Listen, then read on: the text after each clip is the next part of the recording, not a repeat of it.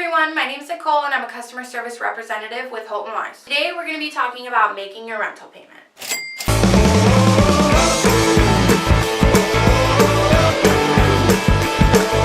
Your rent is going to be due on the date listed in your lease. We accept forms of payment by money order, cashier's check, and cash.